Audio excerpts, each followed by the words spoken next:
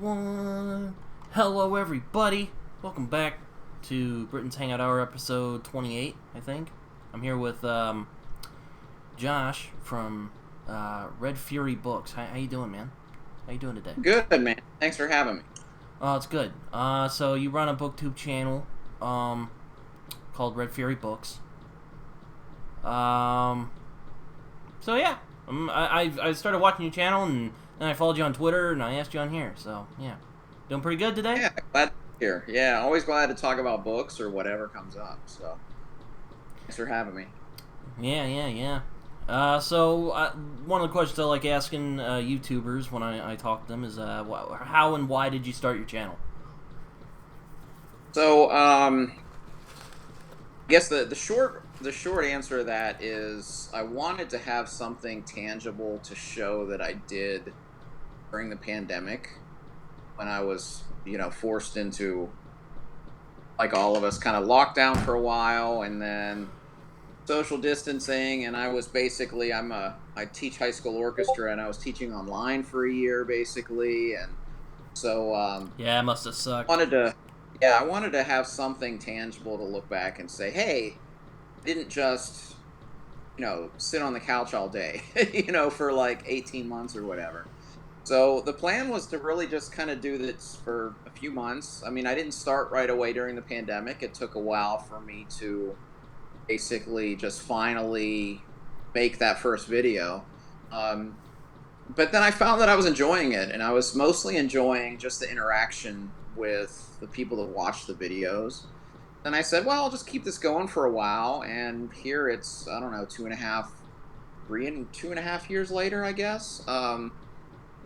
I'm still doing it and have a much bigger following than I ever thought I would, and it's just been a lot of fun to find fellow readers from all across the world that tend to like the same kind of books as I do. Very cool. So you're an orchestra teacher. What do you So like what? So you can play instruments? I played piano from the age of like 3 or 4 my whole life, but in college I was a trumpet major. Then I got to conduct the orchestra a couple times, and decided to go that route rather than the band director route, which has been fantastic. So yeah, it's a great gig. I really enjoy it. I just finished my 24th year. I'll be starting year 25. My contract starts early. I actually start next week. Well, so you're almost a quarter of a decade or a quarter of a century of a teacher. Yep, pretty much. Yeah, it's hard to believe. It's kind of flown by, but yeah, it's hard to believe it's year 25. I don't feel like I'm that old, so but the numbers don't lie, I guess. Do you watch Alan on YouTube? Alan yeah. Yeah, he's also a teacher. Yep. Yeah, we've talked about that a couple times. Yeah. So I guess a good other question to ask is, how did you start reading? Did you always like doing it, or is it something you always like doing? Is it something you do, or you just started not too long ago? Because I've met some people who are that way. Yeah, I've had a few viewers say the same thing, that they just got back into reading and things like that. But for me, I've been a huge reader my whole life. I started reading before, and I guess at my age it wasn't common to be able to read before you went to kindergarten. When I went to kindergarten, and the day we sat down to learn like the alphabet, I could already read. So they kind of moved me up to the first grade reading level. So I think at a young age it was kind of a source of pride for me. Like, it was something that I was good at, that I could read better than my peers. And I was also an only child and product of divorce and all of that. And that's not a sob story or anything, but it does give you time on your own hands. And one of my things I like to do from elementary school on was just get lost in a book. So I think, like most people, there was a time in college where I didn't read for pleasure much at all, except for summers, because of all the things that I was forced to read, that I had to read for classes and things like that. But it's been pretty much a mainstay my entire life, just that every night I pretty much pick up a book at some point in the evening.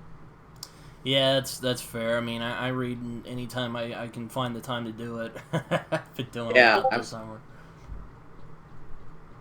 Been doing a lot of podcasting and doing other stuff, and doing videos about books, because I'm doing that now. Getting back into that. I was mentioning this the other day, but one of the things I kind of like about BookTube that I've noticed is kind of like a little tight-knit community, Everyone gets along with each other. No, like, drama or anything, thank God. But, No, I think there's always just the shared interest in, what we like, and I haven't seen any of that. I haven't heard of any drama or anything like that, but I don't know. I found that, especially as my channel grew, I just felt that people were just very welcoming, and and it really doesn't matter if you have like 100 subs or you have like 10,000 subs. We're all just here because we love books and we love to talk about it, and it's the community aspect is definitely one of the reasons that I keep doing this. Indeed. So who are some people you've covered on your channel? I mean, I've seen some. I saw you've covered like Robin Hobb and Stephen King. I quite enjoy Stephen King, and I guess you do as well. Yeah, King's always been my favorite, and Hobb is kind of my new favorite. And I think when I did my top 10 authors video, and it was the thumbnail, I put King or Hobb, because Hobb is kind of nipping at his heels right now. But I mean, those are two of my favorites. Love Joe Abercrombie. I haven't done as much. I haven't done deep dives or anything like that with a lot of authors, because I think a lot of times that, especially like I'm reading a lot of fantasy the last couple years, and it just seems like a lot of people do the same kind of videos. So unless I feel that I'm really adding something in conversation, I'm not going to do like a Sanderson deep dive or whatever. So I haven't done a whole lot of things like that. I'm currently just very periodically going through just videos of my favorite things. So like I did my authors, I did my favorite book series, I did my favorite works of historical fiction. The next one I'll be doing is my favorite dystopian, post-apocalyptic novels. So I'm kind of going through those at this point. I do like post-apocalyptic novels, so I'll definitely watch that one. Yeah, I do too. It's one of those. I came up with the idea. I was actually making my top 10 sci-fi list, and then I realized, like, first of all, I don't know if I can do 10. Second of all, a lot of these are dystopian, post-apocalyptic, so I just decided to make two lists. So I'm going to have my dystopian list and then my top 10 sci-fi list that doesn't include any of those. Fair enough. Like, so have you read The Road, or Yeah, that's probably my favorite of all of them, and actually that was part of it. It was like, how do I compare Dune with The Road? I mean, they're such different novels, so that's one reason that I wanted to do that. But I just love that subgenre, so I just said this would be a fun video to shoot and talk about. And yeah, I mean, I also like The Stand, even though the climax I don't love it. Someone just commented on I just saw the email earlier. Someone just commented today on my Stephen King video about that. But I love The Stand. I mean, the King's not the best at endings a lot of times, but I still like it. Still one of my favorite King books. Oh yeah, it's a great book, and I like how it manages to go through several genres without kind of losing the tone. But when we get to the Holy Nuke or whatever that was, I was like, okay. Yeah. I think King has even admitted, he's like, okay, I kind of just made that up out of, Yeah. Yeah, so I mean, I like King quite a bit. I've read a lot of his books over the years. I haven't read him in a while. Maybe I'll read The Outsider this October, but yeah, I'm not making any promises to myself just yet. Yeah. I've read them all, and I'm looking forward. He's got one coming out in September called Holly. which is one of his characters in some of the. Well, actually, she's in The Outsider. Um, so we'll see how that one is. He, has been doing some crime fiction, but of course, his brand of crime fiction always has some supernatural element because it's King. But yeah, some King weirdness. Yeah. Yeah, I haven't always read is. I haven't read like Billy Summers yet or anything I've been bad at keeping up with new releases. In all honesty, like on my channel, I just try to read what I want to read. Yeah, well, and with him too, he writes so fast. I know. He's not these other authors that you get a book every couple of years. I mean, he usually puts out at least one a year, if not 1 to 2. So yeah, I mean, if I remember right, he just says he likes doing it. Yeah, and I mean, he's also just a back catalog. I know I made a list at one point of my most read authors, and King, it's like over 80 books, and I think the second place is just 40 books because who else has that many books? So yeah, he's just very prolific. Yeah, no, I mean, it's kind of hard because like I think 11/22/63 is my favorite King book. It's mine as well. It's yours as well. it's it's one of my favorite time travel stories for sure. It's absolutely, yeah. And I'm like, because I remember reading him like, wow, this is not what I was expecting from King, but it was still very, very good. I enjoyed it. Yeah. And that's one aspect of his books that I like is there is a lot of variety. I mean, he has some hardcore horror. He has some crime fiction. He has a lot of magical realism, and he just has a lot of different areas. And I just like him because I just like the way he tells. Yeah, just the way he tells a story is just I connect with and have just as long as I can remember, basically. Yeah, I mean, I do enjoy him. I haven't really read him in a while because I've just been kind of, I don't know, I've been with other authors. Sure. Have you read Dennis Lehane at all? I have, yeah. I've read most of his. I have 3 unread ones on the shelf, and then I haven't read his newest one. But I like Lehane a lot. I went through a big crime fiction phase at one point. Oh. And I don't read as much crime fiction, but Lehane is one of the authors that I continue to read because I do think he's great. Oh yeah, well he is kind of. I would say he does have some.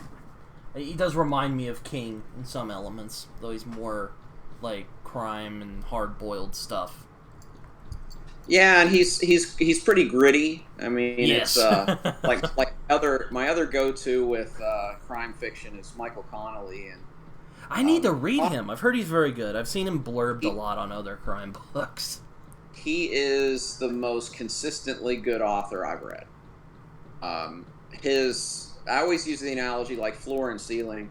His ceiling is maybe not as high as even a Lehane or a Stephen King or whatever, but his floor is just so sky high. It's like Stephen King. Is he the guy who does the Bosch books? Yes. Yeah. Okay. Mm. But yeah, King can write a 10 out of 10, but he can also write a 2 out of 10. He's got some stinkers. I swear, Lehane can't write a bad book. I haven't read his new one yet. I do want Connelly, to. I was saying Connelly. Connelly can't write a bad book. Lehane has a couple in there. I didn't like Since We Fell. Wait, you didn't like which one? Since We Fell. That was one of his newer ones. Yeah, I've heard that one's not as good. Yeah, not at all. And I haven't read his newest one, Small Mercies. I'll get to that soon. Yeah, I know. I remember when I saw, Lehane's got a new book? Yeah. I thought he was in TV now.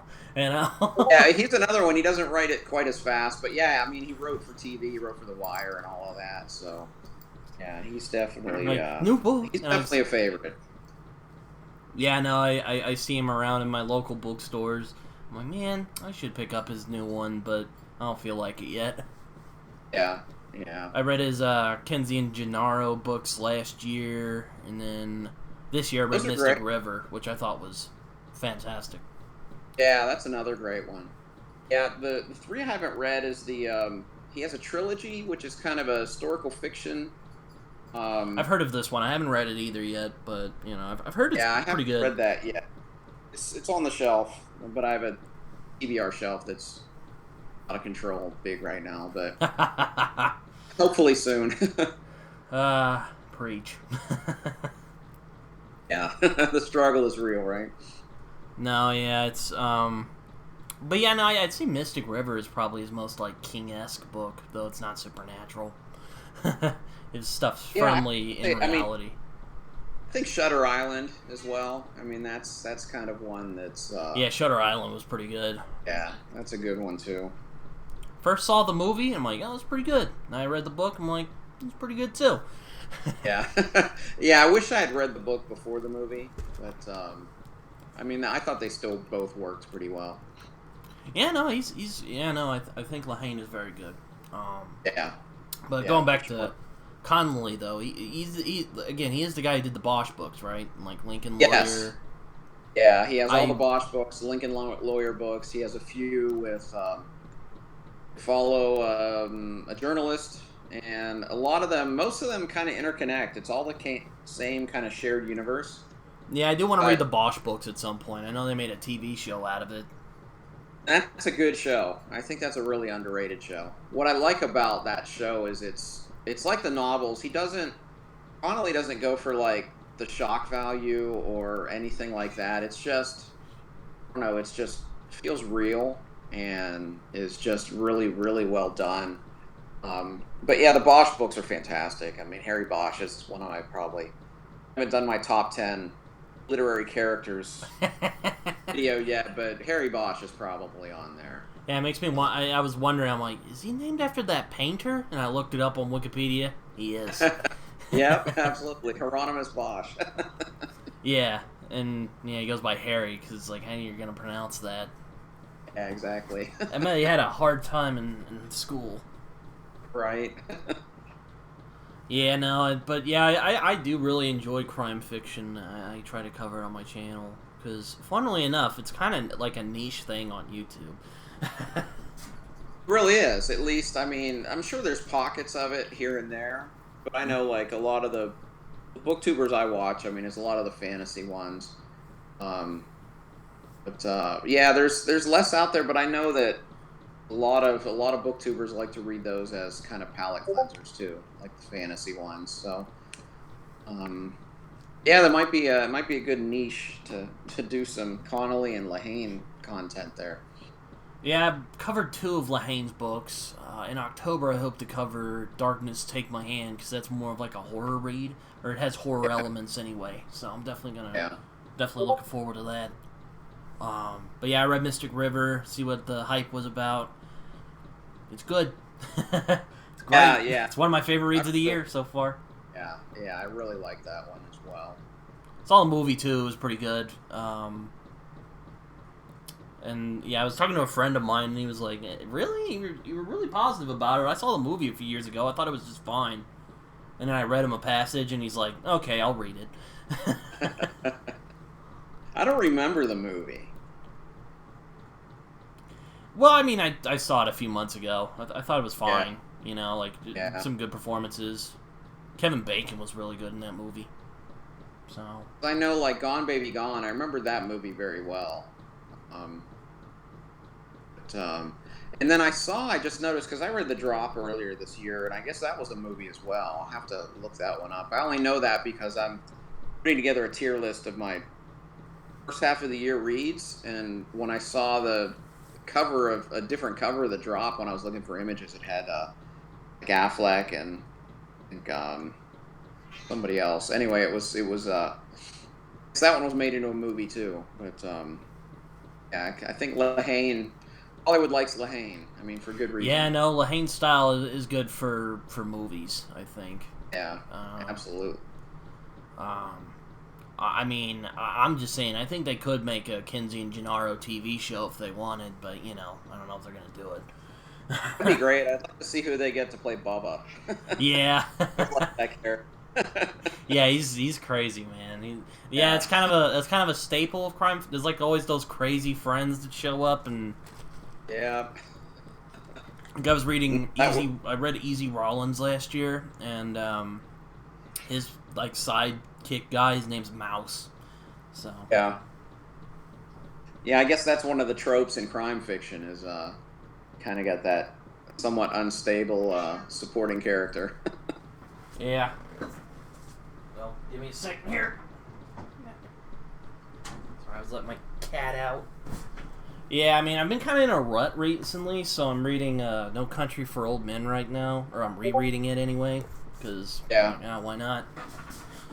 It's very good. It's probably McCarthy's tightest novel, I think. Yeah, I haven't gotten to that one yet. I've read, I mean, obviously The Road, and then I read All the Pretty Horses. Is that the name of that one? Yeah, I also read that earlier this year. Also very good. I like that one, but for some reason The Crossing wasn't working for me, so I didn't finish that one. I heard The Crossing's a bit more experimental, a little bit. Like, yeah, it follows the perspective of a wolf or something. At some point. I don't even know. It's been a few years. But yeah, I'd like to read more of him because The Road is a top 10 novel for me, and it's just so good. Yeah. Actually hoping to cover The Road at some point in the near future, because it's a very good book, and I think it's worth reading. I'm gonna cover it with a friend of mine anyway. Yeah. But you enjoy fantasy. You cover a lot of fantasy on your channel, which is kind of a thing on a lot of BookTube. Fantasy is a popular genre on YouTube, it seems. Yeah, it really is, and I think I read more fantasy now because of BookTube.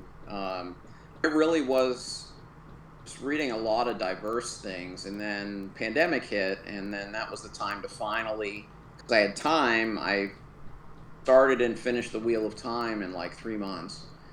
I had time, and that's what sucked me back in. And then watching a lot of YouTube, and everyone's talking about fantasy, and I took a big break from the genre, really. From like 2001 to about 2019, I didn't read a lot of fantasy besides like Song of Ice and Fire and some rereads. So I've been reading a lot because I had to get caught up. There are like all these voices I hadn't read. I'd never even heard of like Joe Abercrombie and Robin Hobb, and like they're 2 of my top 3 authors now. So yeah, I know for me that's the reason I tend to read a lot more fantasy, is I'm still just playing catch up from taking a 15-year break from the genre. That's fair. So did you like grow up reading fantasy, or? I did. You know, my first fantasy novel was The Book of Three by Lloyd Alexander, 6th grade. And then I read that series. I read Narnia, and then I read Lord of the Rings in 6th grade. Those are the 3, and then Lord of the Rings hooked me. And I read so much, like, through high school. A lot of the 80s stuff, you know, Terry Brooks and David Eddings and Dragonlance, Forgotten Realms, all of that kind of stuff. I read a lot of that. And then, you know, when I went to college, I didn't read for pleasure a lot. The summers, I felt like I read Stephen King more than anything else, because I'd always read King too. He's a good palate cleanser for sure. Yeah, and like, I mean, he's just if great. You're feeling kind of like in a rut or something, or if you're like burned out, you can just have a good King book and just sit back and go like, ah. Yeah, right. But yeah, you know, I came back into it so late because when I finished college and I started reading for pleasure again, I just started picking up like classics I'd never read before and just started reading just different genres just to try different things, you know. And I never really went back to fantasy until like 3-4 years ago. So now I'm playing catch up, and it's been fun because there's like all these series that are completed. Yeah, you know, I didn't have to wait for for Hobb to finish Realm of the Elderlings. I didn't have to wait for Abercrombie to write the 9 books of the First Law. You know, by the time I got to the 9th book, it was out. So. I mean, we know Martin. We're waiting, but but besides that, it's not. It's not like and Rothfuss. I haven't read those other 2 guys yet, and I'm holding off because there's a lot of great completed series that I've read. So I started Lynch this year. I enjoyed it quite a bit. I mean, that's what I've heard. I mean, I'm pretty confident that I will enjoy Liza Locke-Lamora for sure. But it's one of those, like, why do I want to start that series when there are a lot of these other completed series that I haven't read yet? That's a fair point. I'm holding off on those, and Pat Rothfuss. And Because I don't think Rothfuss will ever finish. You really don't? Yeah, that's. I mean, he what? He got like all that money to write one chapter for charity, and like hasn't published that one chapter. I mean, I saw someone describe him described as he's a Twitch streamer that used to write books. Nah. Uh, Nah. so I mean, I'll read him at some point because I have heard so many great things about Name of the Wind, but it's definitely not a priority when there's so many I'm the great same authors. way about Brandon Sanderson. You know, I mean, like his style of fantasy has never really appealed to me. Though I'd feel bad. I'd feel like a bad fantasy fan if I didn't try him out at some point. So I'm not like bumping him off, you know. But like Mistborn sounds interesting to me personally because I like that idea. You know, like what if the Dark Lord won? You know, I'm like, oh, that's interesting. I kind of want to read about that. But that's my favorite Sanderson. I mean, most people like Stormlight. I honestly feel like it's bloated. I feel like he's trying to make this big epic, and like especially the last book, I thought he could have trimmed like 300 pages from it. But I did enjoy Mistborn quite a bit. That's still my favorite, and I mean, Sanderson, we can trust that he'll finish. He does write so fast, but I mean, Mistborn's the only things he's completed so far. The two eras. That man's work ethic is enviable. It's crazy. I mean, I backed the Kickstarter. I haven't read any of them yet, but those secret novels, as he called them, editions are beautiful. We'll see if I like the books, but I mean, Sanderson's a top 10 author for me. He's not up there with like Hobb or Abercrombie. He's kind of at the bottom of my top 10, but there's a lot to like. I mean, he's a plotter, so he always sticks the landing. So I'll give him that. Yeah, no, I mean, like I'm I'm like I don't have anything against the guy or anything. It's just his style's never really appealed to me. Though I will try him one day. I don't want to be unfair, you know. Yeah, I mean, it skews young. I mean, it's borderline YA a lot of times. I mean, there are some darker themes at times, but he's certainly not strictly adult fantasy writer, and that's by design. I think he just wants as many people to read his books as possible. I mean, that's fine. That's fine. I don't have a problem with that. He's fast, and I literally had a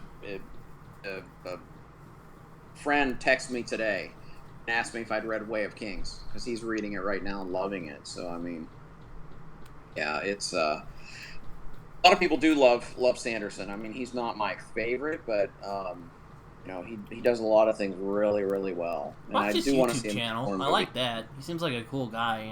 He's got a lot. Oh, absolutely, yeah. I know he invited a couple of YouTubers to his like house in Utah. I'm like, yo, that must have been pretty cool. Yeah, that's pretty cool. Like, I've never read him, but that does sound pretty cool. I like how I mean, his interaction with like the fandom is pretty remarkable, really. I mean, doing weekly updates and telling you what percentage of the book he's done with and everything. I mean, that's pretty cool. Yeah. It's a way to keep people interested too. So it's a marketing ploy, but just the fact that he does it is pretty awesome. Yeah, no, I mean, yeah, he seems like a guy who really appreciates his fan base for sure. Yeah. It's not yeah, yeah, I mean, well, I said there's no real drama. I do remember a few months ago there was that guy who wrote that article about Brandon Sanderson. Oh yeah, that was a hack piece. That was horrible. Yeah, I've never even read this before, but yeah, I'm not. And plus, from what I did see, I'm like, yeah, this doesn't look that good. Yeah, no, I read the article, and it was it was a hit job. The guy was trying to make a name for himself or something, but yeah, it sounded really bizarre because I didn't actually read it. I saw some videos talking about it, and it was like, eh. Yeah, well, his whole thesis is that Sanderson's not a good writer. He just tried to embrace that and tried to be shocking, because today's world that'll sell. I'm sure a lot of people saw that article, so I mean, he achieved what he wanted to, but yeah, it wasn't very good journalism in my opinion. Yeah, I mean, I'm studying to be a journalist right now, and like that's what I do for work. So it makes my profession look bad when you look worse than it is right now. Like it's a hard time being a journalist right now. I'm just saying. Yeah, I'm sure. Again, I mean, I don't want to get too political, but yeah, it's a hard time being a journalist right now. Yeah, I imagine. Yeah, no, it's but yeah, like I said, someday I'll try Sanderson, but I'm not in like any hurry to. I'm kind of like you, I'm trying to catch up on some of the other like popular series. Like I finished the First Law trilogy this year, and that was fun. Nice. I mean, very dark and sad and messed up, but fun. Oh, yeah. I had a good time reading it. Oh, that's a great. I mean, I love all 9, but yeah, Abercrombie I mean, it is dark, but he infuses so much humor in there, and he just paints those characters so clearly, and yeah, I just love his voice. He's just such a unique writer in that series. It's just unlike anything else that I've read, and it's very well done. And yeah, I love First Law. I love the standalones. I love the short stories. I love the Age of Madness. So I haven't I read Best Served Cold because I was gonna take a break from them after finishing the trilogy, but then they announced a Best Served Cold movie, so I'm like, crap. So I'm gonna read Best Served Cold, and I did, and I enjoyed it, but I had some problems with it, like the repetition became a bit much after a while. Yeah, it's what I find interesting about the standalones is that everybody has their favorite and everyone has their least favorite, and everybody's way different. I'd say the average would be that everybody's favorite would be the heroes and their least favorite would be Red Country. For me, my favorite was actually Best Served Cold, and my least favorite was The Heroes, which is an awesome book. I mean, they're all 3 amazing, but it's interesting because they're so different. But I think if anything, it just shows Abercrombie's scope. And I think Best Served Cold was written with Hollywood in mind, because as I was reading it, I was just he has a very cinematic style for sure. And it's basically Kill Bill is what it is. Yeah. So it's like Kill Bill in a fantasy world. Sign me up, But yeah, it did get a little repetitious, but the characters are still good, but also another thing was I thought like the side characters were more interesting than the main one. Like I liked Casca and Morveer and Shivers like a lot, and Friendly a lot better than like Monza, for instance. Yeah, I think that's. I think most people kind of agree with you on that. Yeah. And a lot of people are like, I think that's I think that's that's intentional. I'm like, well, that might be, but it's still kind of a problem. Yeah. But yeah, no, I like First Law trilogy. My favorite character is Glocta, of course, because I don't know. For me, it goes back and forth between Glocta and Logan. Yeah, I'm the same way. I then again, I like that kind of barbarian kind of character. That kind of like so that kind of manly character. But I like how it's funny because he's almost like a bumbling dad at times. Yeah. And then he becomes Bloody Nine. You're like, oh no, Yeah. Run for your lives. No, I think I could say, and I think most people would agree, that Glocta is the better character. But there's just something about Logan that I just enjoy reading. And part of it is maybe that bumbling dad. I never thought of it that way, but oh man, it's true because he tries so hard to change, and no, he's still the Bloody Nine, and he's so damn funny. I mean, say what you will about Logan Nine Fingers, the dude's funny. Yeah, no. There's some of his like sayings have like started creeping into my personal life, and I'm like, oh no, I think I'm reading too much Abercrombie. I mean, that says a lot. I mean, it says a lot about Abercrombie, and it says a lot like how many fictional characters do you quote in real life? I mean, Logan's one of them. Sure, Like the other day, I was talking about better to do it than to live with the fear of it, and I'm like, damn it. reading Damn too you, much. Abercrombie. Yeah. It's a good line, though. I'm like, yeah, that's true. Yeah. Um, Now I was reading another book, and they were talking about how someone died, and in my mind, it popped into my head, back to the mud. back to the mud. Yep. Like, wait, this isn't an Abercrombie book. Yeah, no, I mean, I've heard that Logan does appear somewhere in Red Country. Yeah, you'll likely, yeah. So yeah, that's cool. So I'm very very anxious to get to that book. Also, I like westerns, so I'm very much looking forward to that one. Oh, so you'll like that one then. I liked it as well because I like westerns too. So yeah, you'll like Red Country. Is it because you're in Texas? No, I think it was just my stepdad liked watching westerns, and it kind of rubbed off. No, I'm kidding. Yeah, I'm the same way. I grew up watching them, and I'm like, oh, this is cool. And you kind of learn later about the history. You're like, oh, there's still some good. Yeah. There's some sketchy stuff there, but it's very romanticized, definitely. I'm like, yeah, absolutely. Still enjoy some of them, Yeah, but yeah, I'm looking forward to Red Country. People are like, read the heroes first. I'm like, yeah, I know. I'll do it. Like, I'll read the heroes, and I'll read the Age of Madness trilogy, because I like the first law a lot, but, I thought, kind of skipped out there for a minute.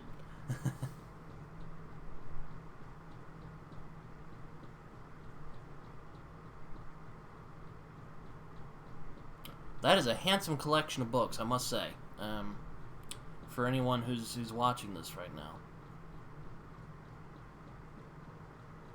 Oh, I can't hear you at the moment. That's weird. I cannot hear you at the moment. But...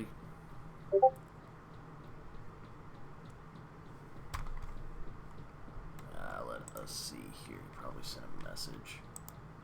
No, he did not. Going back. I still cannot hear you. Maybe try and reload? Or something? I don't know.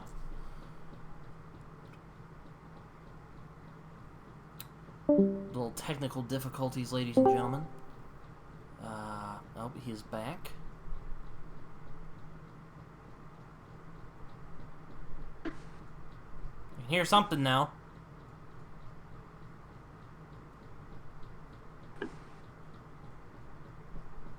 All right, how about now? All right, I can hear you again. Now I can't hear you. Oh my gosh. Okay. Give me a sec here. Disconnect. Reload. Do something like that. Cut back in. Can you hear me now? Can you hear me? Yes. Okay. Yeah, it was weird. My camera turned off, and then you couldn't. And then I got it back on, and then you couldn't hear me. That was weird. Stupid technology. I don't know how it works. Yeah. There's some days I'm like, I still feel like I'm a kid, but then there's other days I feel like I'm like an old man. I'm sure it happens to everybody, but I'm in that weird stage of my life right now. So yeah, we were talking about first law in westerns. Oh yeah. I think. Yeah, no, I think the last thing I heard before mine cut off was you were going to read. You said you'd read the heroes, but you're probably going to read Red Country first. I want to read Red Country first, but I feel kind of weird. It's like I know that's not really meant in any order, but there is like a time that moves along, like it moves chronologically through the time. There is. I don't think you couldn't read them out of order. I mean, there is one character that's in both that I can think of. There might be more than one. Just one I think of, but not a huge deal.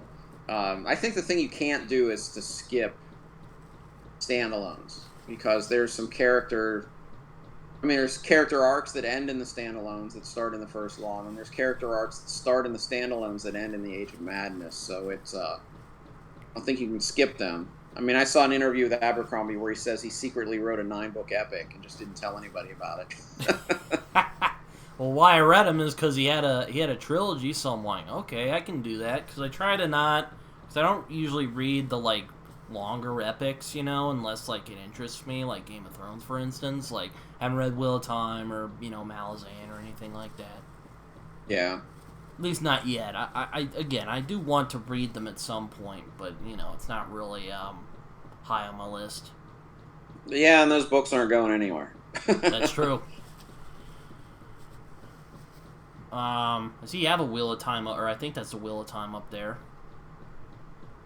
Yeah, I read Wheel of Time, 2019. I'd had a friend for about 10 years telling me to read it, and then I had time, so I sat down and I read it, and I loved it. I mean, it's not perfect, and it's a little long, and I mean, there's aspects of it I didn't like.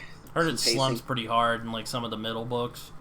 Yeah, I think it's a little overblown, but yeah, I mean, books 8 and 10 in particular are dogs. And, so it's, I mean, when you have whole books that are 600 pages that aren't great, like the 10th book was horrible.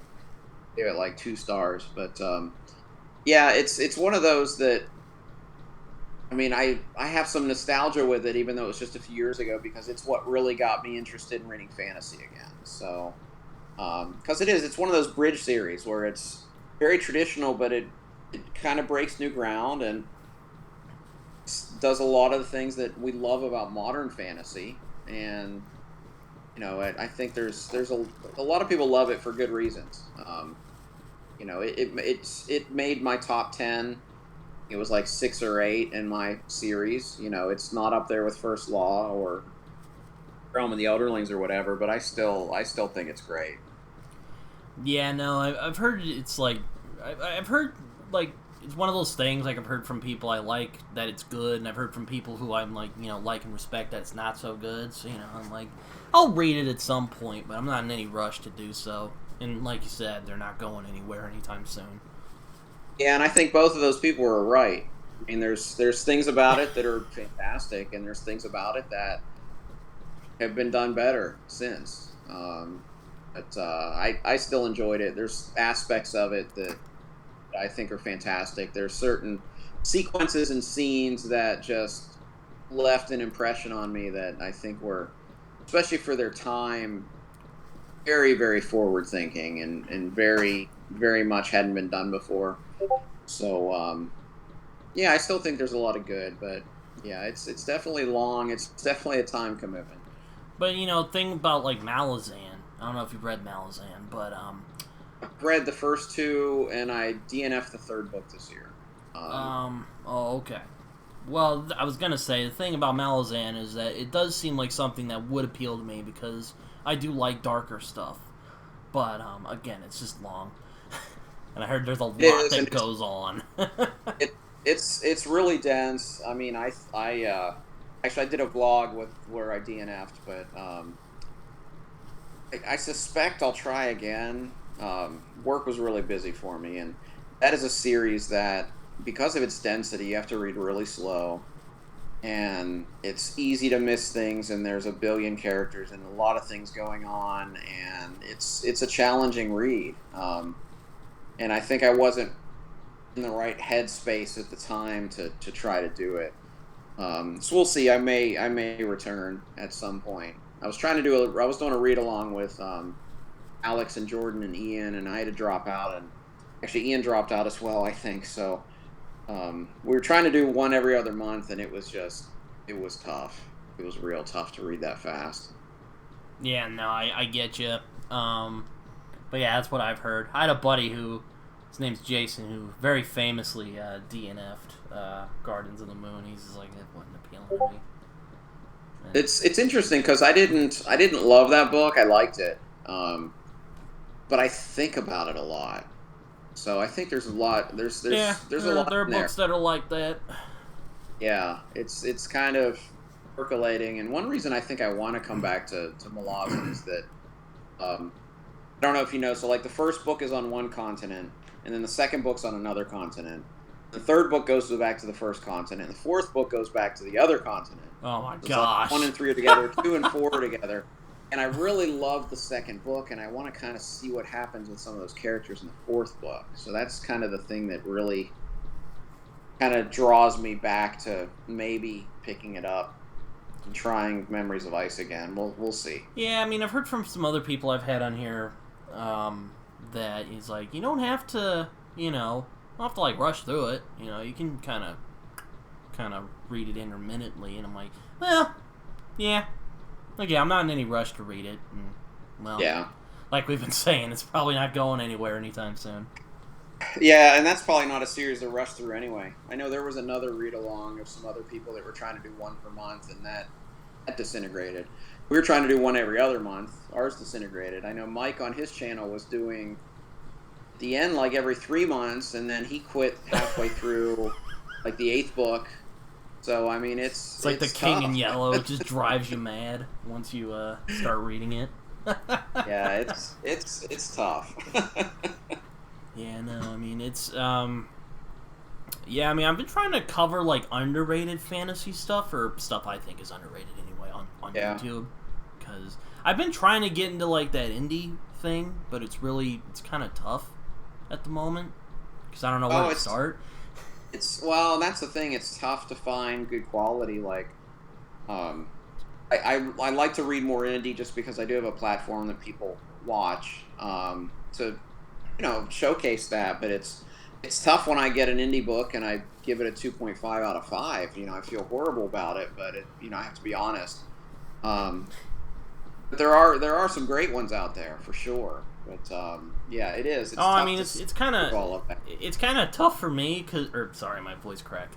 It's weird because I'll be like, hey, what are some like indie fantasy recommendations, and then I'll get like a couple of people like promoting their book, like will send me like a message, and like that's nice, I guess, but it kind of weirds me out at the moment because I'm like, really, they want me to read it, like I am just a humble man from Oklahoma. Yeah. But it's strange how that works. I do have Beyond Redemption over there, which I hope to read sometime later this year, so I'll definitely read that because I was very intrigued by the concept of that book. I don't know if you watched Slowly Read, Mark. Oh, I haven't seen about that one, no. Oh, no, I was about to say, I don't know if you've seen his channel, is what I meant, but he's covered that. Yeah, I have. I know he does a lot of grimdark. So. Yeah. But yeah, no, I haven't read that one. I have several. I'm at the point now where I have to, just because I have kind of an overwhelming physical TBR, I have to turn down when people reach out at this point. If I get through my stack of books, I can start taking, author requests and things like that, but it's tough because it's just so many books out there, and yeah, it's hard to sift through that. That's why I do like the SPFBO competition, because it does highlight not just the winners, but you get to see like who the finalists are, and I think that at least through that process you get to see just at least some exposure to some quality works because of just the vetting process of people actually reading all that stuff. But yeah, it's just tough because if you pick a book, especially if the author sends you the book and then you don't like it, you have to be honest, and I always feel bad because last month I gave an indie book a 2.5 out of 5, and this month I started with an indie book and same rating, and I'm going to have to do the same thing on this my July wrap-up. Not going well for you at the moment. It's just... Yeah, it's been bad, but I've read some fantastic ones, like Philip Case's book was fantastic. Like one of my best books of the year last year was an indie book, Legend of Black Jack. I love that book. I thought it was fantastic. Sounds cool. What's that? I like that. Yeah, title. So that's A.R. Witham. It's actually kind of it's kind of YA-ish a little bit. It's about a boy from Chicago that ends up in this magical world, and it's just one of those. It's just a story. I thought it was a western. I thought it was like a fantasy western. Darn. Well, they think he's because his name's Jack. They think he's this like he's this mythical like pirate figure. Oh. So the Black Jack, but it's just one of those. It's a well written, good story, and so I enjoyed it. But yeah, it's just tough. And I feel for the indie authors, so they're chasing their dreams and they're trying to get their works out there. So well, at least you reviewed it, I guess. I don't know. yeah, I mean, maybe they're grateful for that, and not like, oh man, he didn't like it. Drag. Yeah. Well, I like the one I read last month that I gave it a low rating. It has above a 4 on Goodreads, so obviously the issues I had were of my own.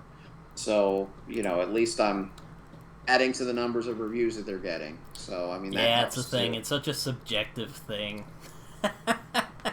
It is. It's art. I mean, it's just you're gonna like things and gonna dislike things, and that's why someone asked me on one of these, like, what booktubers' tastes align mostly to you, and I said none of them, because we all have our things. It's like, well, like Mike and I, we may both love Stephen King, but he may like this author that I don't like, or whatever. He loves Crichton a lot. Yeah, I actually haven't read any Crichton. Crichton's good, though. You do kind of start seeing a pattern in his work once you kind of get into it. Yeah. Like science going wrong, and, people playing with things they shouldn't be playing with. Yeah, a little bit of a formula, but yeah. And, a lot of the science nerds are like, that's not how it works, but, I don't care about that. Yeah, I feel the same way with science fiction. I'm like, if it's entertaining, like, I'll read it, okay? It's like, it's not that hard, people. Yeah. Yeah, no, I also see you've covered historical fiction on you. I like that you cover other genres on your channel, not just fantasy. Like, fantasy's awesome, and I enjoy it, but I would get burned out if I read fantasy all the time, Oh, well, and that's why I do it. I mean, I make sure every month I read at least 3 different genres. And, fair, man. It keeps things fresh, especially like if you go from like a work of epic fantasy, which is, thick and world building and big characters, and then pick up a crime thriller, and it's like, okay, well, this is plot and this is fast paced and it's totally different, and it's like a different mental stimulus, and for me, it keeps it fresh. Like, I hear people talk about, like, they get in a reading slump and stuff like that, and I'm like, I honestly don't know what that is. I've never really had one of those because I tend to just mix up the genres so much, and sometimes I got into a massive one in 2020, but that was also because of external things that were going on in my life at the point. Yeah, well, that's COVID. Which is hilarious, because it's like, you'd think you'd have more time to read, and I just got really depressed, and I didn't feel like reading anything.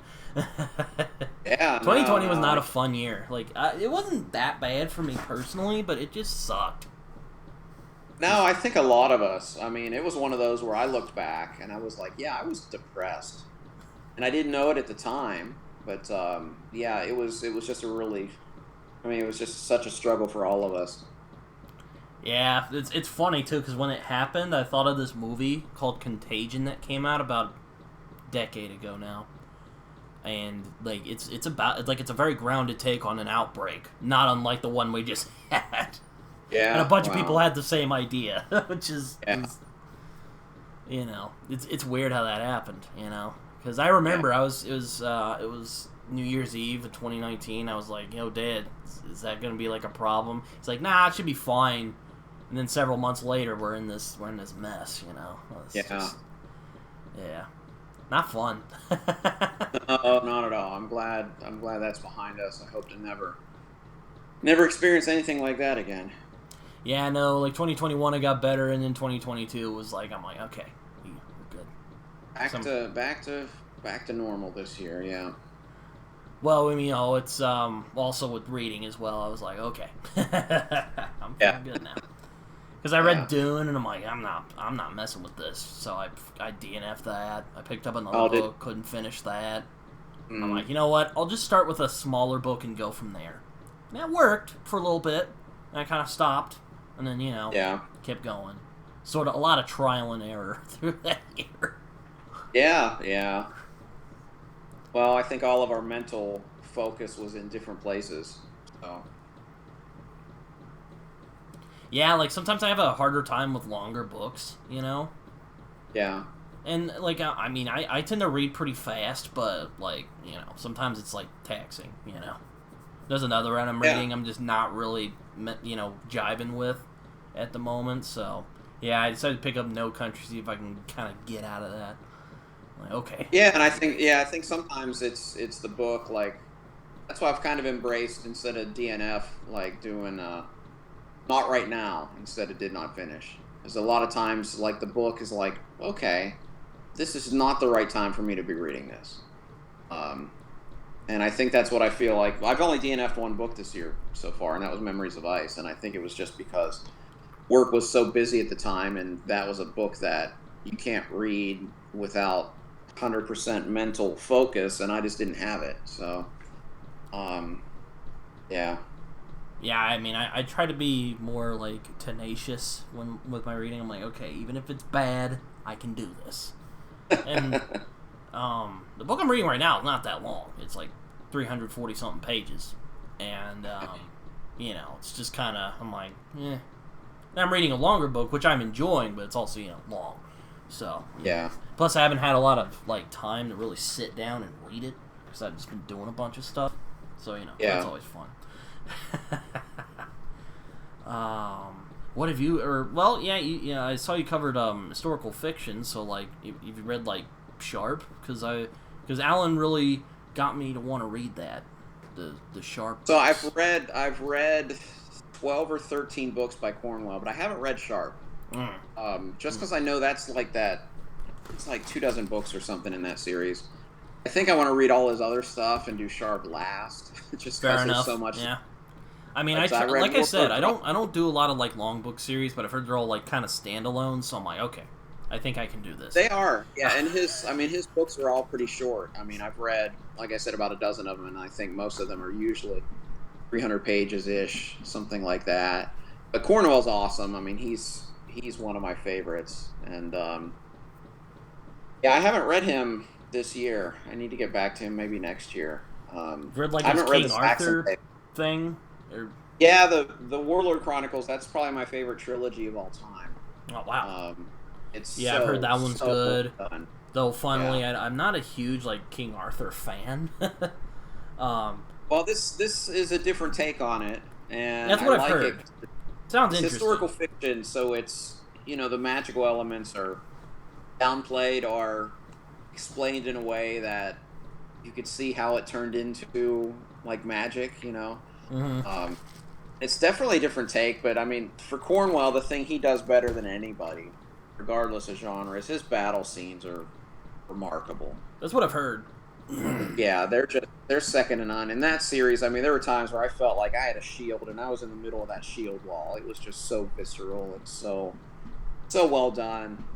It's funny, I read him because I saw George R.R. Martin talk about, like, yeah, Bernard Cornwell writes the best battle scenes. And I said, okay, who is this guy? I need to read him.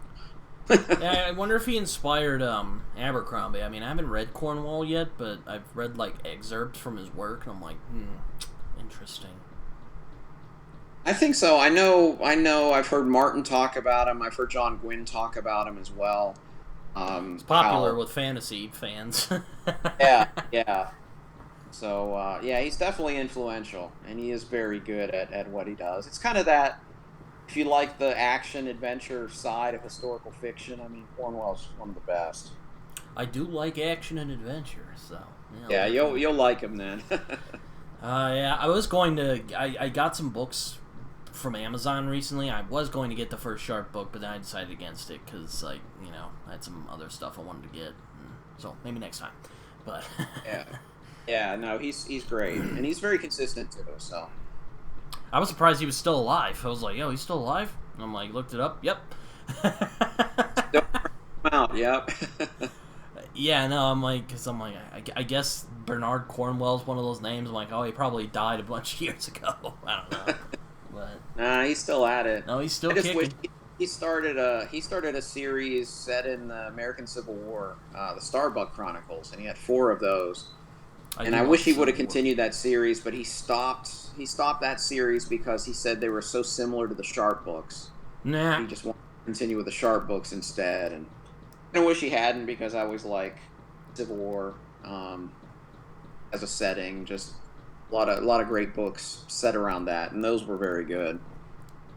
Yeah, I want to read the Killer Angels at some point because I'm a big Civil War enthusiast. Since I was a kid. So. That book is fantastic. That was one of my top books of the year last year. Oh wow, you read it? Oh yeah. Yeah, it's so good.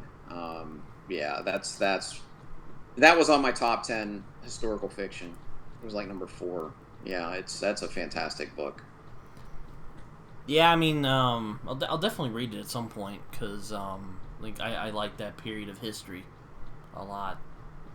Yeah, I do as well, and that's the best one I've read so far in that era. Yeah, no, there's not a lot of Civil War books. Like, there's like the history stuff, but like, there's not a lot of like Civil War novels. Well, I guess westerns could count. There are westerns Yeah, set during that yeah. period. Yeah, no. It's yeah, no, the Killer Angels is one of those I'd like to read at some point because I've heard that's very good. Yeah, it's fantastic. And then his brother wrote 2 other books that I heard are very good too. That are also Yeah. Yeah, I'll definitely pick those up at some point. I know he did Gods and Generals, which I saw yeah, that movie. I didn't like yeah, it, but maybe the book will be good. yeah. um, but yeah, no, I think it's but yeah, I think that's an interesting time in history for sure. Yeah, absolutely. Yeah, I enjoy reading about it. I actually have the Shelby Foote nonfiction, the huge 3-volume box set of Civil War. I need to dig into those because that's one of those definitive histories, and he was so good. I don't know if you saw the old Ken Burns documentary on the Civil War. Seen clips. I've never seen the full thing. I want to Yeah, so bad. it's really well done, and Shelby Foote's in there, and he's just this Southern historian, speaks real slow, but he's just got the best stories. And but he wrote this 3-volume history of the Civil War, and apparently because he was in Ken Burns' documentary, like his books sold like crazy after that, and he said Ken Burns made him a millionaire. Hey, that's great. How many historians become a millionaire? So good for him.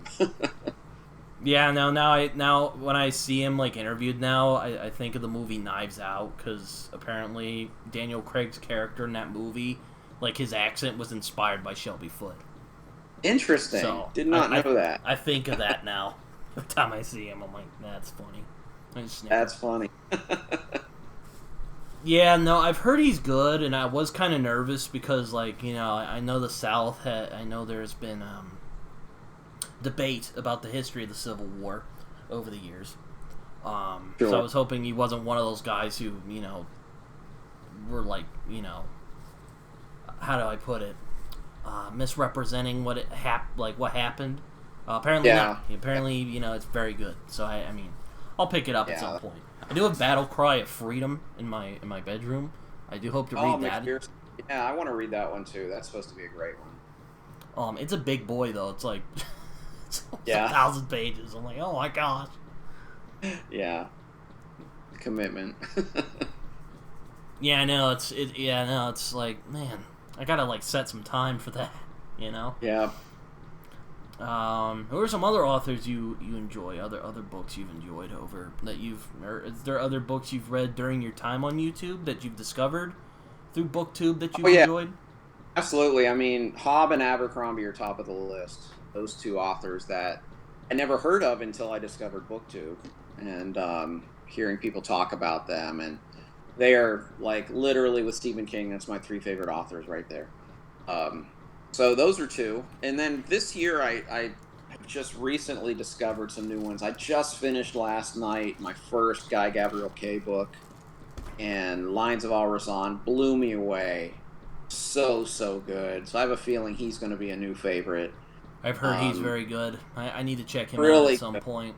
It's more historical fantasy, as they say, because the magic is very, very, very, very minimal, and even not like one character is somewhat clairvoyant, and that's like the only magical element at all.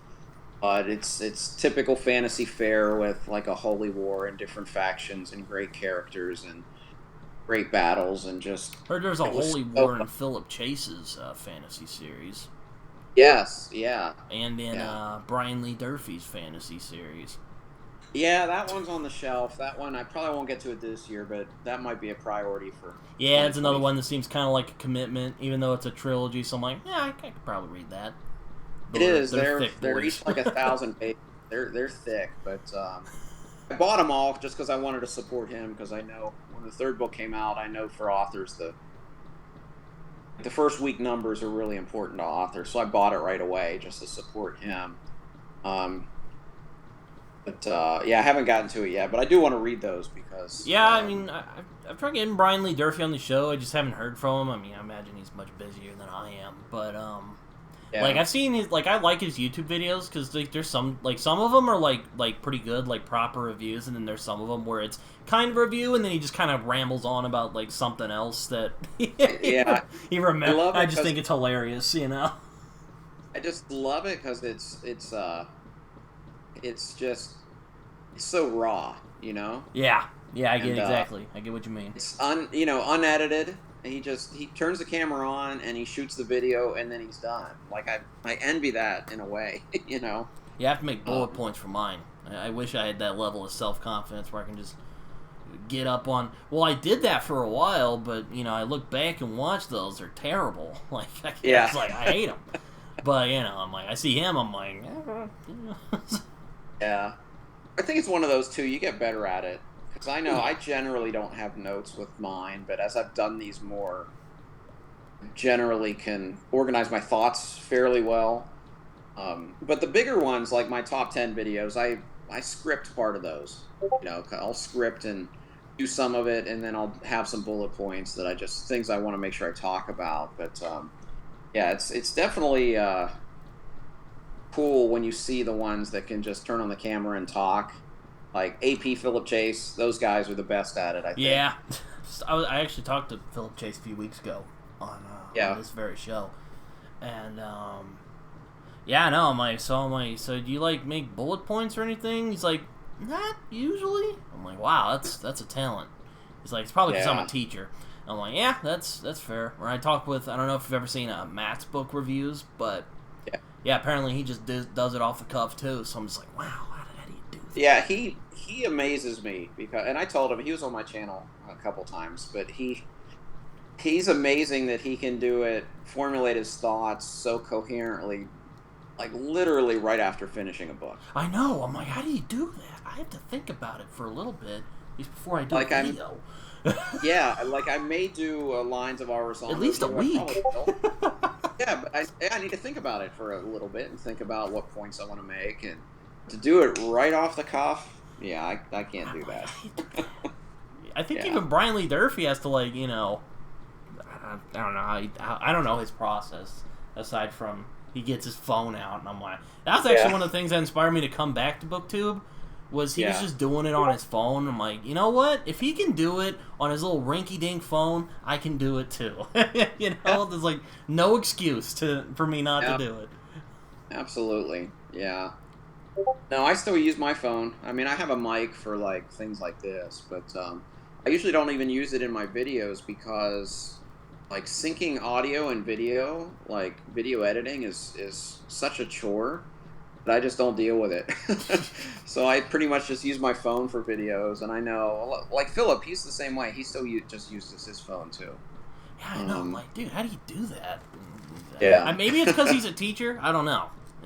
yeah, yeah. I think so, and we've talked about that. I was on his Dear Doctor Fantasy one time, and we talked about that. Well, actually, no, it was a chat, and someone else brought that up to me where they watched one of my older videos. I edit more than I used to just to get rid of dead time, but I Mm, guess there was a video where I shot, and he said I talked for 14 minutes and never said. And Philip said, well, that's because he's a teacher. He's used to being able to deliver a lot of information and not stammer over his words or whatever. So, yeah, I just said. yeah, no, I'm the same way. It's, I've gotten better, since, I've been doing YouTube again for a little while, It's like you said, you get better at it the more you do it. And Absolutely. I used to hate when people would say that. It's like, you should do it more. You'll get better at it. Because I'm like, good Lord, it's like the most inane thing one could say. It's true. But it's true. Exactly. I'm like, yeah. And now, like, years later, I'm like, man, they were right. Yeah. My parents are going to love when they hear that. Yeah. On this. They don't usually watch these, but... but, I'm like, if they do, they're going to be like, see, we told you. Told you we're going to do it. I'm like, yeah. Yeah, I have very few like real life friends or family members that watch my channel either, but that's fine. Yeah, I have only like a couple of friends who watch it, and my family members are like, "What are you talking about?" So yeah, like my grandma got after me for some stuff on my videos a while back. I was like, "Oh, sorry." We just said again. So, yeah. So you read Philip's book, because I had him on my show, and it was funny. I was like, when I didn't have authors on, I like to read their stuff first, and I feel kind of weird if I don't. And he's like, oh, it's okay, it just came out. And I'm like, yeah, that's fair. Yeah. So plus I know you from YouTube, before you even did your book thing. Yeah, no, it's very good. The word I used when I did my review of it is just, it feels really polished. It doesn't feel like a lot of self-pubs, you may find grammatical errors and things like that. And usually when I do, I actually email the author and let them know, because they can usually correct it pretty easily, since a lot of times they print on demand, that kind of thing. Mm-hmm. But his book just it didn't feel at all like it wasn't traditionally published. There was just a polish to I think he got it edited. I think he edited everything. it a few times. Yeah, absolutely. I mean, he'd been working on it for a long time, but no, it's very good. I've read the first one. I'm waiting till the third one comes out in September, so I think I'm going to read the last two back to back. Yeah, I'm thinking about reading it next year, because I'm like, I have like plans already for stuff I'm going to read this year, and sure. I do sometimes do like okay, I'll just read this book, just because why not? But yeah, I don't have a lot of room for that this year. Yeah. Yeah. It's funny how that works now when you do this. Yeah, no, it's good stuff. I saw you did a top 10 series. I saw you had Foundation on there, so you like science fiction as well? Yeah, I do. I'm not as well read in that as I'd like to be, but I'm starting to branch out a little bit more. That's my favorite one so far. I'm actually, next month, I'm going to read Hyperion by Dan Simmons. I've heard that is very good. That's what I've heard as well. Most of what I've heard is very good. But, yeah, I have a feeling this might be one of those top tier books for me. So I mean. Yeah, no, I mean I didn't care for Dune. I read Dune a few years ago, and I was just like, God, I'm not feeling this. That happens, and I'm hoping to have Mike's book reviews on in August. So it's like, man, that's his favorite book. Now I know he doesn't really care if people don't like it, but I'm like, yeah. I was gonna ask him, I'm like, so what do you see in Dune? Oh, he'll talk for hours on that. Yeah. Oh yeah. I was about to say, yeah, your channel reminds me a lot of Mike's channel, except not as rambly, because sometimes he can kind of go off on tangents. Yeah, I try to keep. I mean, I generally think like with BookTube, try to keep most of mine under 20 minutes. Yeah. And I think it does. Obviously, like when I do a live show or something like that, that doesn't do it. A lot of my wrap ups, if I read like 8 books or something, I can't get that under 20 minutes. But I try to keep most of the other ones like in that range, just because I know for me as a consumer of BookTube as well, if something's over 20 minutes, it goes into the watch later queue. If it's under 20 minutes, I'll probably watch it right then. So, just to get eyes on it that way. But, so I try to keep mine shorter. Plus, he has such an audience, he can do whatever he wants. I'm not. I'm not begrudging him on that, but sometimes I'll watch his videos and then I'll just kind of veer off because he'll. Nothing against it. I like Mike's channel. It's just Oh, I do too. He's one of my favorites, and I mean he's one of those. He's not as rambly as Brian Lee Durfee, but he can a little yeah, bit. yeah. No, and I think Mike, the reason his channel's so successful is he's just kind of like the everyman. It's just like he says, he's just a guy with Wi-Fi. He just turns on the camera and he talks, and it's very conversational, and he gets his ideas across very clearly. And I think, like, for me too, being an older booktuber, seeing him do it was another reason where I was like, yeah, I can maybe do this. Yeah, no, he's good. I enjoy watching him. It took me a while to contact him though, because like I was talking with another guy I had on the show a long while back, and he was like, "Yeah, you could probably just message him on like Instagram or something." So I didn't hear anything back. So I'm like, screw this. So I went to I found his email on like his YouTube. And I just emailed him, and he was like, "Oh yeah, cool." So Yeah. I'm sure he gets contacted a lot. Yeah, I remember I emailed him. I'm like, look, I know you probably get contacted a lot, so like that's fine. He's like, oh yeah, I turned my messages off on Instagram a while back. I'm like, that makes sense. But yeah, I've heard, but I was talking about Mike's because I was talking about Dune. I've heard like Hyperion's like a good one if you like Dune. So definitely want to try. Yeah, I can't wait. Yeah, it was one of the priorities this year. And I'll probably read all 4, but that one's definitely happening in August. Yeah, I mean, Dan Simmons has interested me because I like versatility in writers. Like, that really appeals to me. So, he's written, like, crime, science fiction, horror. Oh, no.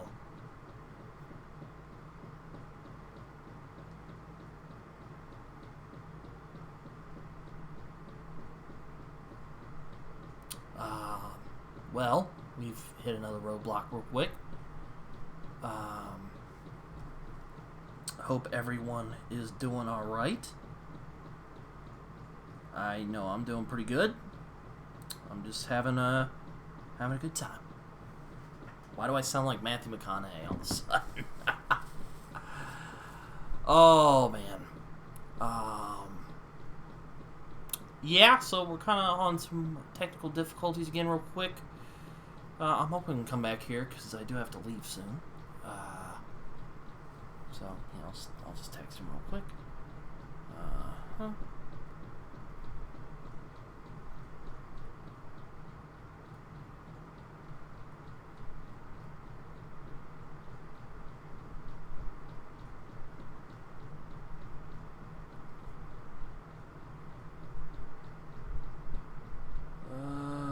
Let us see.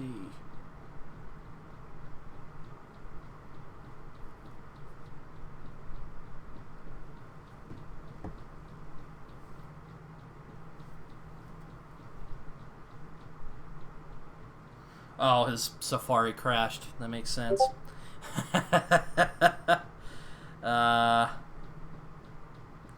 Gotta love the internet, man. That's it's a lovely little thing. I just oh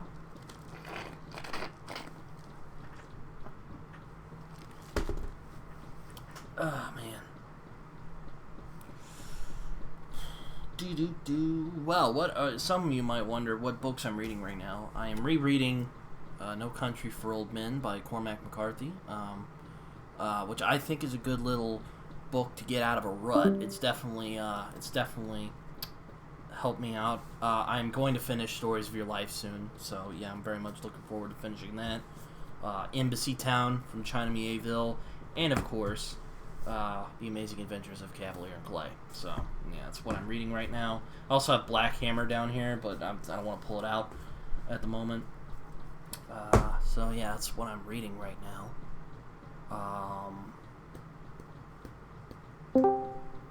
Yeah. Oh, he's back. Hello. We are in business. Again.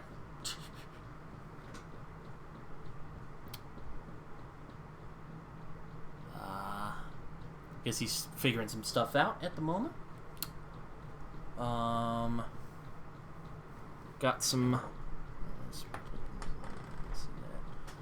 Well, you know what? I will pull it out. I am also discussing Black Hammer at the moment from Jeff Lemire. I need to catch up on this before the month's over because some bunch of stuff, bunch of old crap. I also have The Goon. Speaking of that, up there. Oh, it's from Matt's. Okay.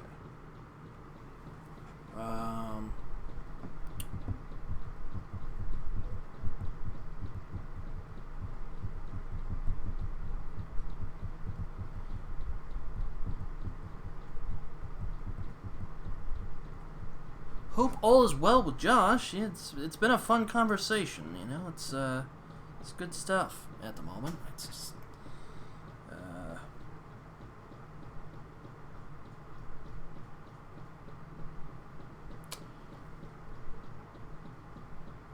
I'll send him a text message. I'll probably pressure him a bit.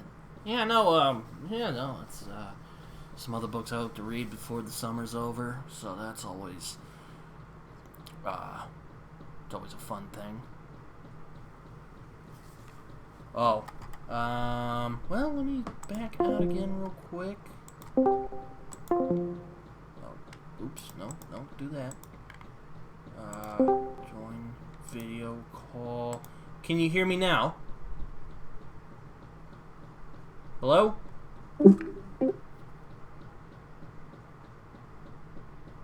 Hello? Alright, let me reload. This is a adventurous episode, I must say. There we go. I can hear something. Josh? You still here?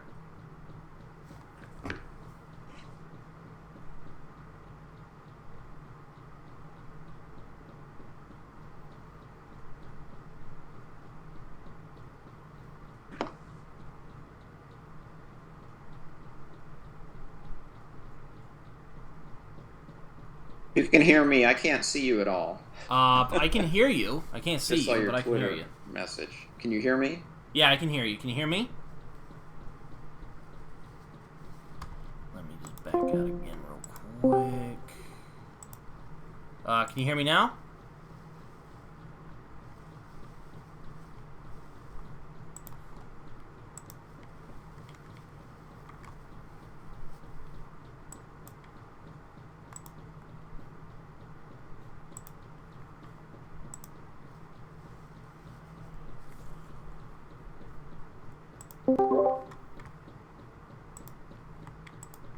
Can you hear me now?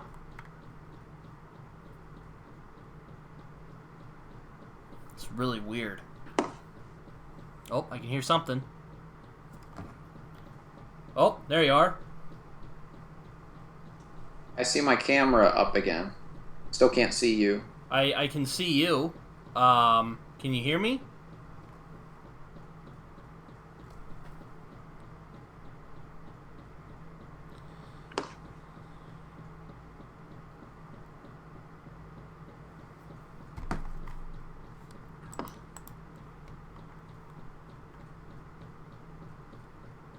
I can't see or hear you. Let me refresh my page. Gotta love that technology, man. Oh.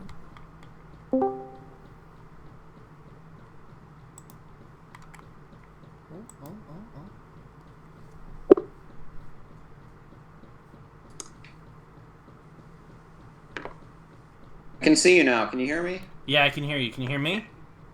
All right, great. Oh man, that was something. Adventures in internet. Yeah, it's my Safari said there was a problem with the page, so it reloaded. But when it reloaded, like nothing was working. Weird. Oh well, it's what were we talking about? Yeah, Hyperion. Yes. Yeah. But yeah, I'm definitely hoping to read Hyperion at some point because Dan Simmons seems like an author I would enjoy. He's great. I've read.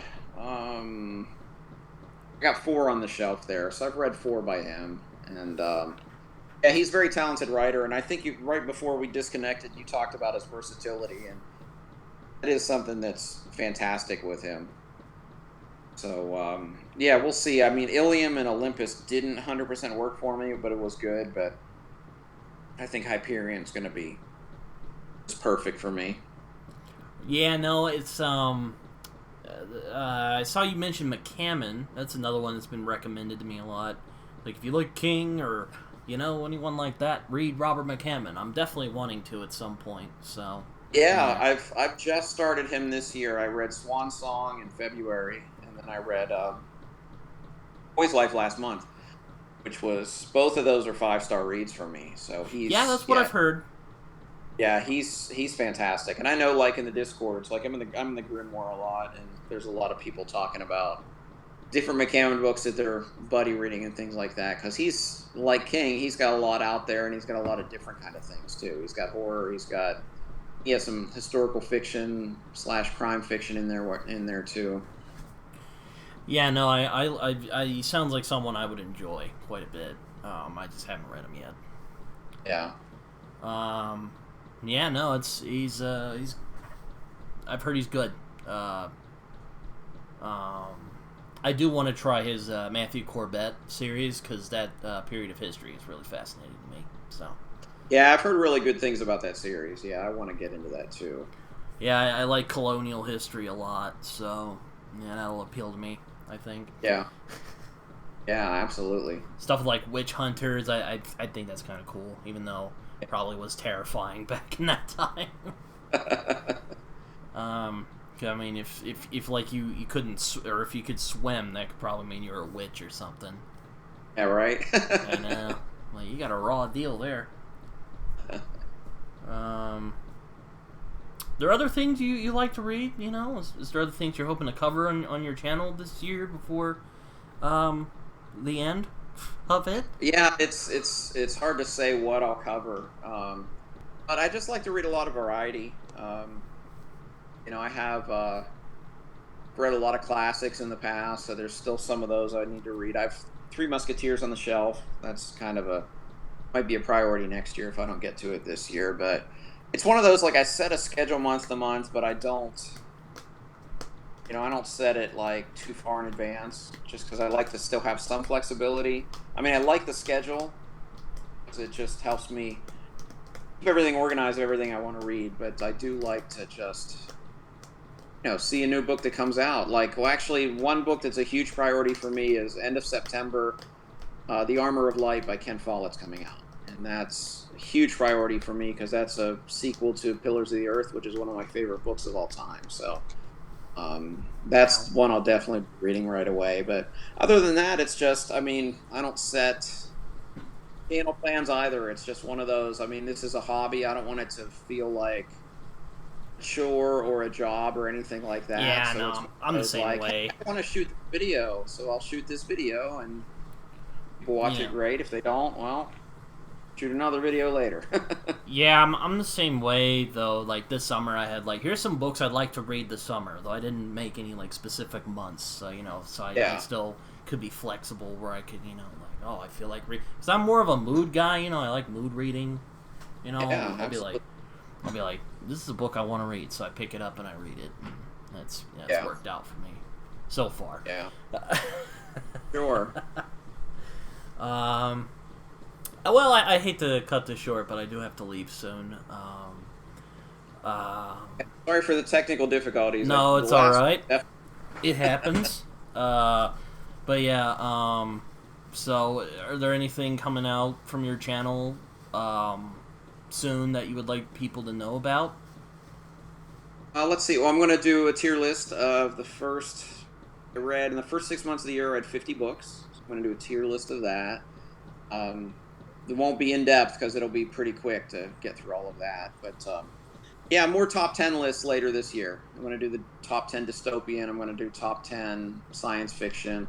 Probably top 10 literary characters too. So that'll be a fun one. There will be some Joe Abercrombie on that list. Yeah, that's fair, man.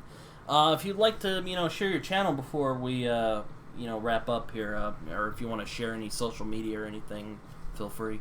I like to do Yeah, that. just Red Fury Books, and I'm on Twitter and Goodreads. I do have an Instagram, but I don't really use it that often because it confuses me a little bit. I don't know how to do all the links and all the videos and all of that stuff. So I kind of have one, and I'm kind of on there. So I use that more to see what other people are doing. But as far as you want to see what I'm doing, Red Fury Books, and find me on Twitter. It's at Books Fury, and then you can find me on Goodreads as well, and see all the reviews and everything that I'm reading. All right. Well, thank you for taking the time, and hopefully we shall do this again at some point. Absolutely.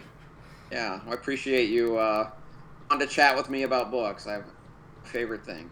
Well, it's always fun. Well, if you want to check me out, I'm on YouTube, Twitter, Goodreads, Letterboxd, because I like movies as well. Yeah, so go check me out there. Hope everyone has a good day. I will see you guys later. Goodbye.